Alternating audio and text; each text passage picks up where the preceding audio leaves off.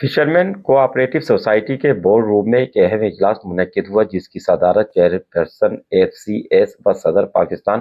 Peoples party ladies wing Fatima Majeed نے کی۔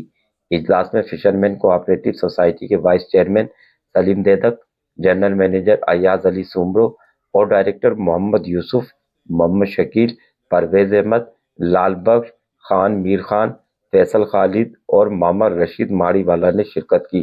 اجلاس میں trade development authority of Pakistan T D A P کے اعلیٰ حکام بھی شریک ہوئے، جن میں Amjad Mahmood, D G security T D A P Sardar, Kamran Lasi, consultant fishermen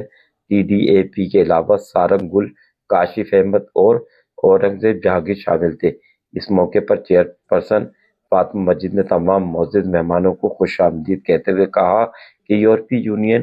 T E او کا دورہ فشرمین کوآپریٹو سوسائٹی کے لیے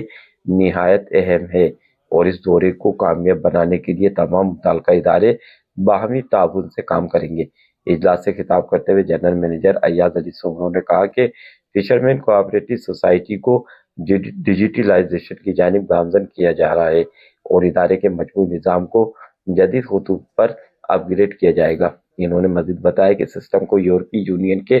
معیار کے مطابق ترتیب دیا جا رہا ہے تاکہ بین الاقوامی تقاضوں پر پورا اترا جا سکے۔ Consultant fishermen T D A P Sardar Kamran لاسی نے اپنے خطاب میں کہا کہ یورپی یونین کی ضروریات کو پورا کرنا اولین ترجیح ہے۔ انہوں نے اس عزم کا اظہار بھی کیا کہ مقصد کے لیے فشرمین کوآپریٹو سوسائٹی کے ساتھ قریبی تعاون جاری رکھا جائے گا اور دونوں اداروں کے درمیان مؤثر رابطہ اور ہم آہنگی کو یقینی بنایا جائے گا۔ اجلاس کے اختتام پر شرکاء نے فش مارکیٹ K1 اور K2 کا بھی دورہ کیا، جہاں مختلف امور پر تبادلہ خیال کیا گیا اور فشریز سیکٹر کی بہتری سے متعلق اقدامات کا جائزہ لیا گیا۔ اس موقع پر سیکریٹری بورڈ اسد علی ہنگورو، مینیجر مارکیٹ ناصر بونیری، انچارج مینٹیننس نادر خان بونیری، جہانگیر خان اور دیگر افسران بھی موجود